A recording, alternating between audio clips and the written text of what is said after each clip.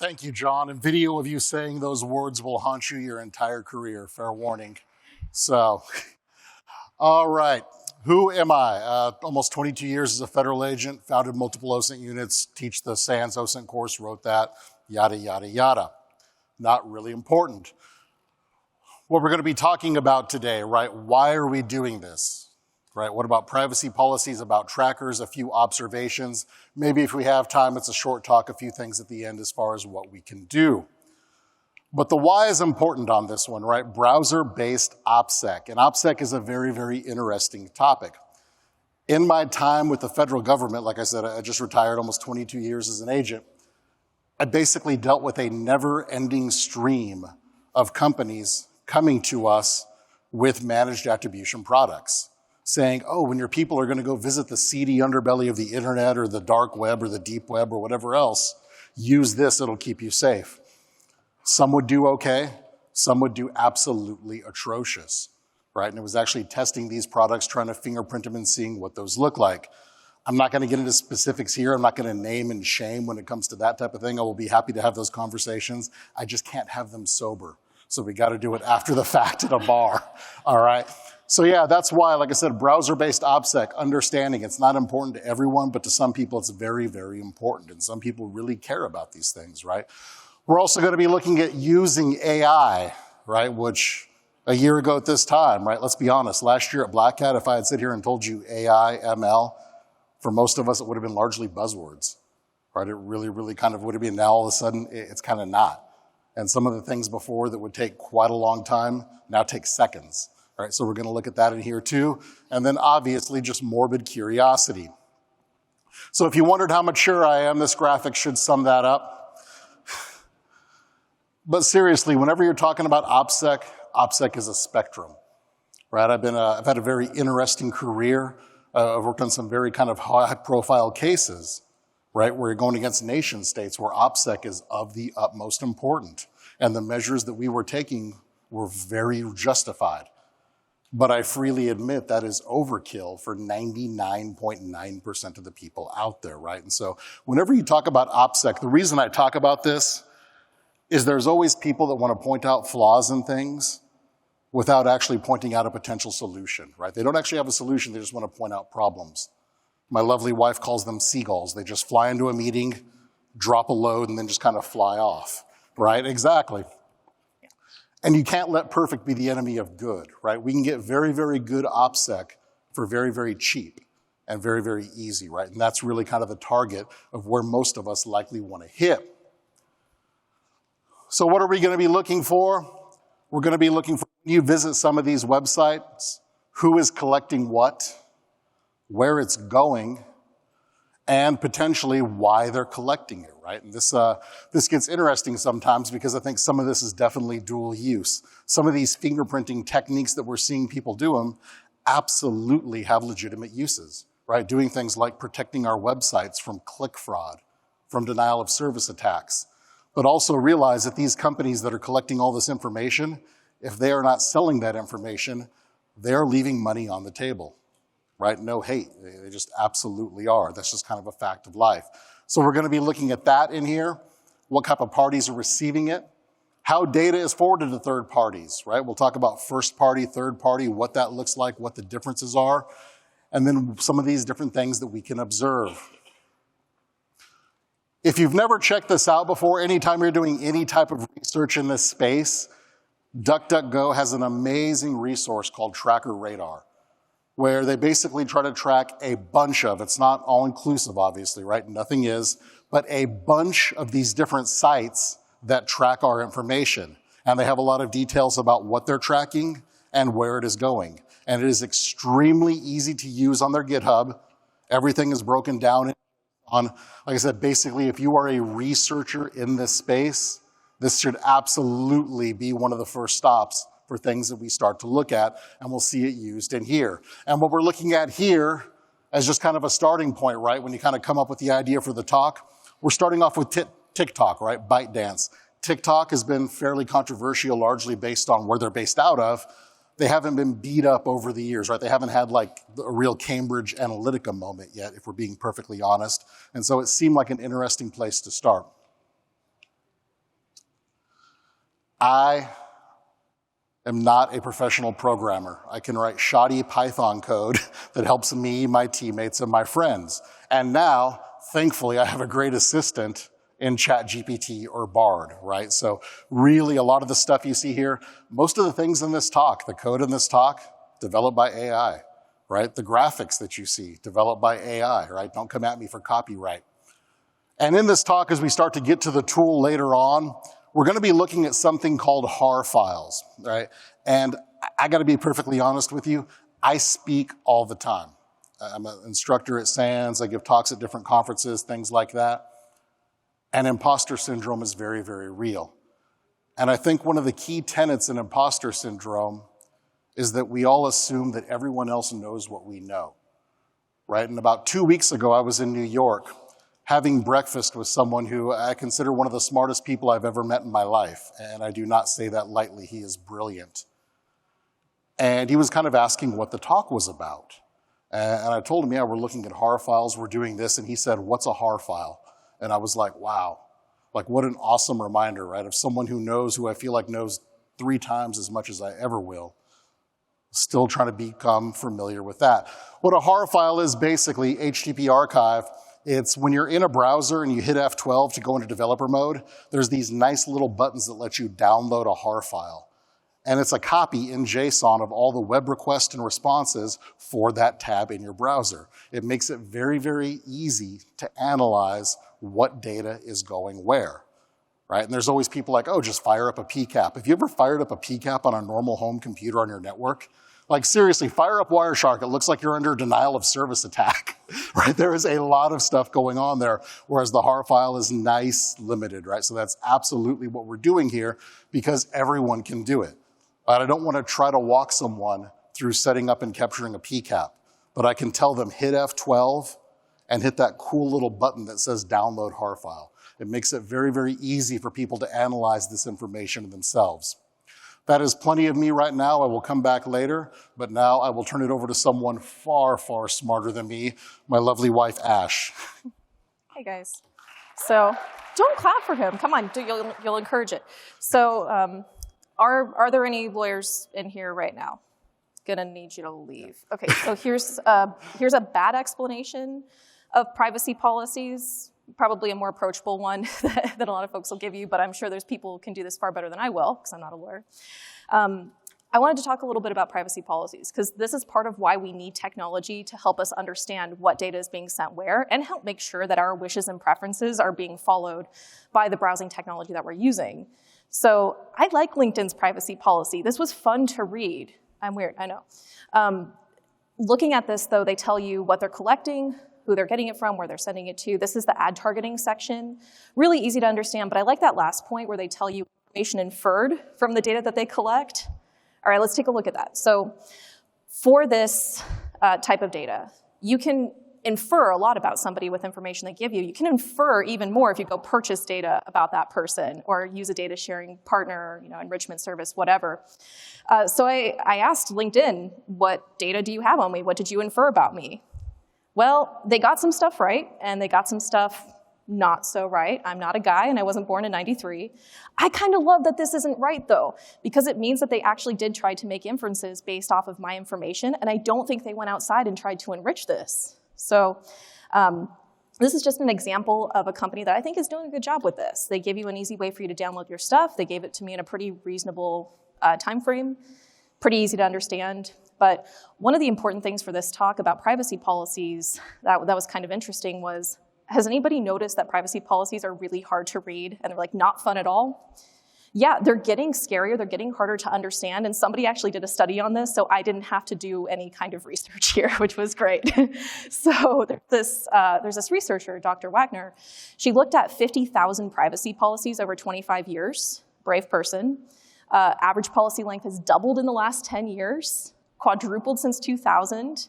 Microsoft's privacy policy takes 152 minutes to read based on the readability scores that they were able to put on it. The policy length increased significantly around May 2018 when what happened? International regulations, right?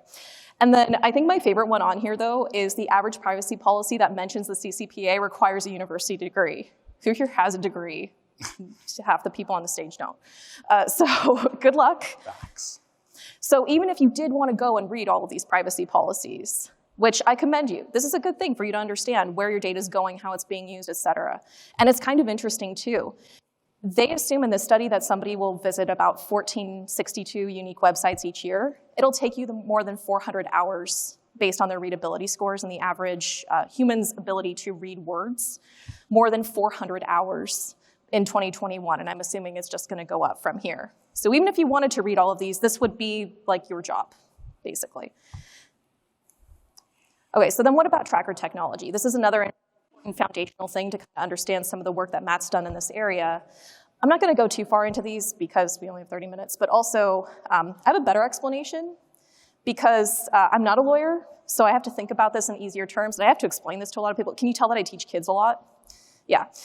So we are basically looking at first-party trackers and third-party trackers. And there's lots of ways that trackers can load on websites, but an easy way to explain first-party to your friends and family is a first-party tracker is like a house elf. This is Creature. He lives in one house. He knows everything about people in that house. He knows who's coming and going from that house. He knows how the people he works for take their coffee. Doesn't really care about trends about coffee in like Paris or whatever. Doesn't care about anything that's going on outside of his house unless it's somebody trying to get into his house.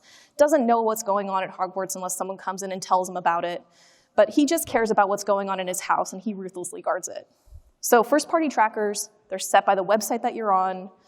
They're mostly collecting data to support the functionality of that website, sometimes for personalization, a lot of the time for functionality, also for session management, sometimes for security.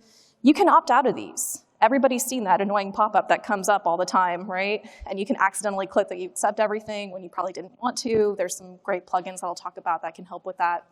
But if you opt out of these, you're probably fine. If you don't, the browser protection features, like the privacy features that you would enable on your browser or plugins that you would use, are less likely to block things loading from the first party because it's from the same origin than a third party coming in. Because think about it, if I block something going on in your house, I'm going to disrupt the flow of your house. If I'm blocking something that's happening on your website, I might stop an integral part of your website from loading or working properly. Now, third-party trackers are like owls delivering the mail. Thanks, ChatGPT, that was a good one. I probably wouldn't thought of that one, but I think it makes a lot of sense. So the owl is delivering your mail. He delivered it at Hogwarts. He delivered it at your house. He sent a package to your parents while you were away on holiday.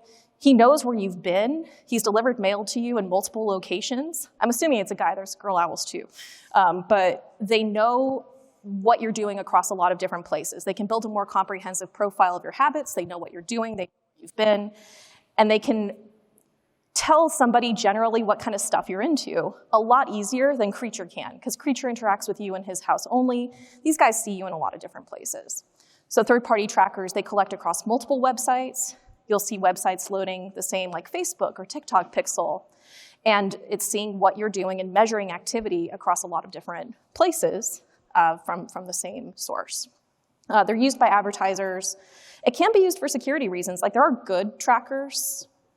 Good is a relative term, but fraud and bot detection and things like that, they use very similar tracking technology to what advertisers are using. So it's not all like super creepy trying to take your data sort of stuff, but if just one of these gets popped and you're loading like 30, 40, on some sites I see like 100 of these loading, not kidding, usually like e-commerce, travel sites. I've got an example of a travel site here. These can be a supply chain nightmare. Because if just one of them gets popped and you see your data, which one is it? You know, which one's compromised? It's really hard to figure that out unless they own up to it. Another concept that's kind of important to understand here is how ads are bought and sold on the digital ad economy. Basically, when you visit a website, somebody is bidding for the opportunity to put an ad in front of you in a frame.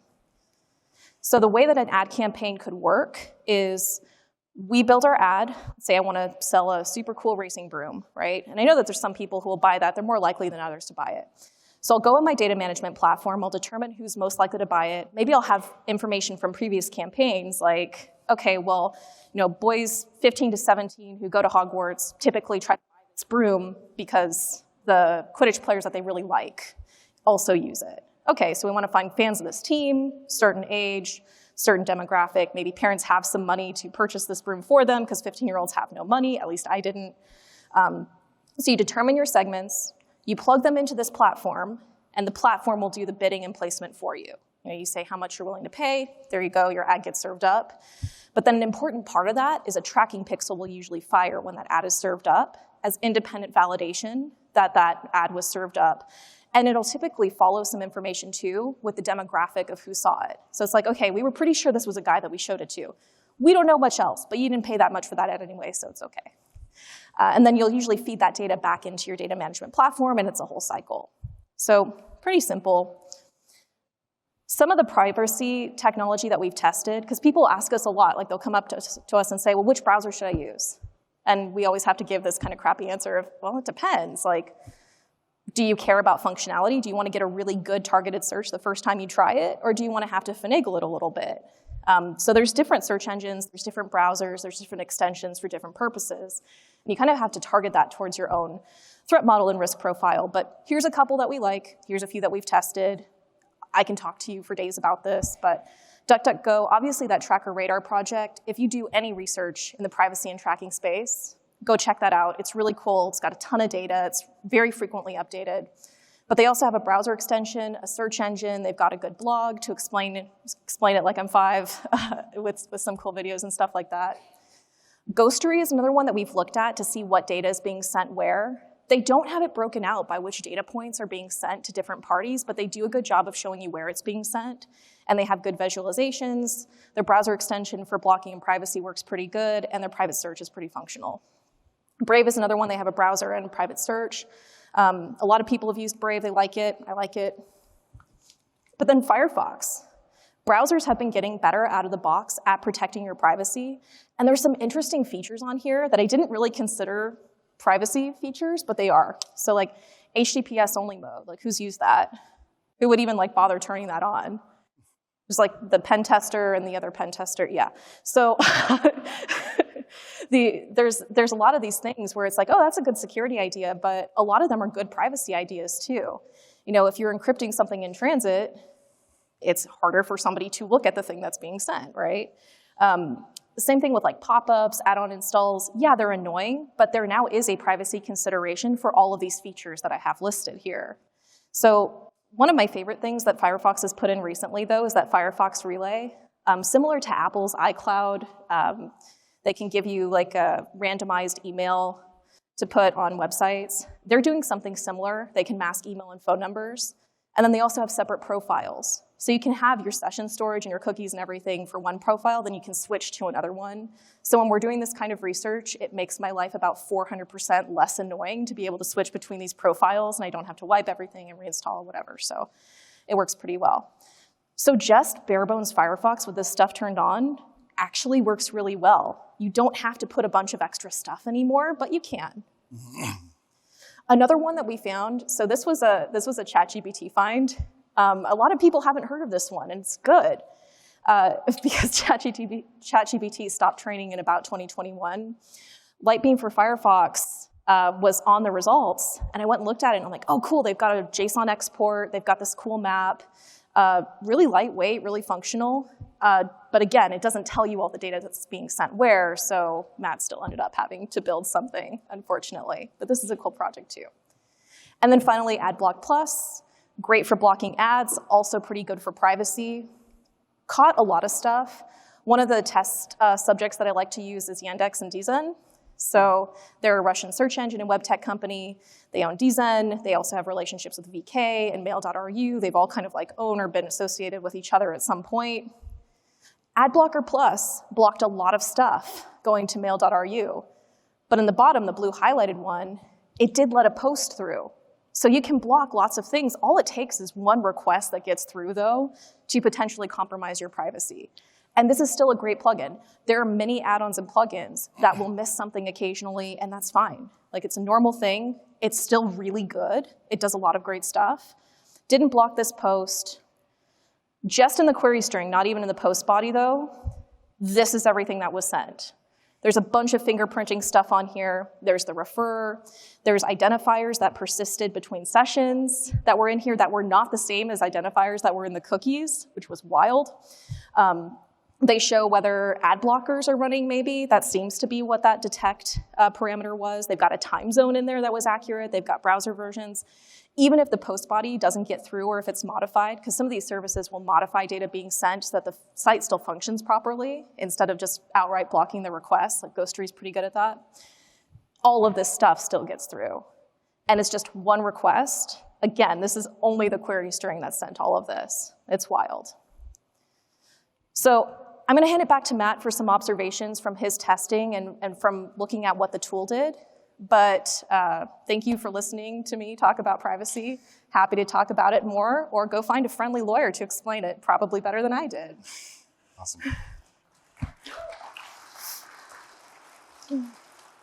Awesome. Thank you. So like Ash said, one of the reasons like no one wants to make a tool if something already exists, right? A lot of the tools in this space will tell you you're sending information to these 63 places, but they don't tell you what you're actually sending, right? And the HAR file actually takes that and makes it fairly trivial to answer, thankfully. So this tool kind of parses it out, makes it very, very easy to analyze in Excel. You'll see some screenshots coming up here. It will join information to Tracker Radar, right? Tracker Radar, like we said here, does such a great job of collecting all this information. So where possible, we can enrich what we're seeing with information from Tracker Radar, and then potentially some DNS parsing, which we're gonna look at here in a second. URL scan, one of my favorite sites. And so here, basically what we're doing, since we started off talking about TikTok, we're looking for different things, different pages that have sent information to TikTok.com that are not on TikTok.com, right? And then to find similar features to find sites. And one that we looked at through this methodology was one called Wanderoo, right? So if you're in the UK, you want to be living that sweet baller bus lifestyle and book a bus ticket, we can come to Wanderoo, pick the dates, pick the locations, do the deed. And if all you want is a bus ticket, it will take care of all of that locally, no problem. But of course, right, different revenue streams, you see that handy little box down in the lower left that says find cheap hotels. And if you want to also tack on a baller hotel to your baller bus ride, it takes you here to clicktrips.com. And we see we have different tabs for Priceline, bless you, Hotel Planner, and a lot of other different resources. And when we're looking at these behind the scenes, you see that in the Priceline tab, right, thank you once again to the HAR file, information that is sent over to TikTok, right? You see there are 42 fields, device information, configuration, right, the pixel loaded on, the date range, user ID, session ID, a ton of information that is sent to TikTok behind the scenes. And we're not picking on TikTok here. This is when it looks like when you peel back the curtain and start to look at some of these things.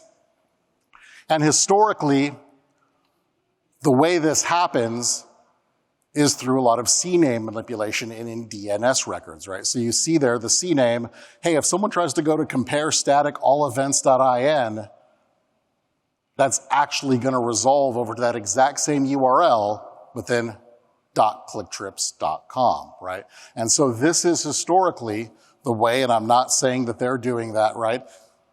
I'm already getting emails to go testify on things I worked back when I was an agent. I'm actually trying to avoid court as much as possible, so I don't want to get sued, right? We're not saying it's what they're doing here, but historically, a lot of people have used these types of things to bypass the first-party, third-party restrictions, right? There are certain things you can do as a first party, certain things you can't do as a third party.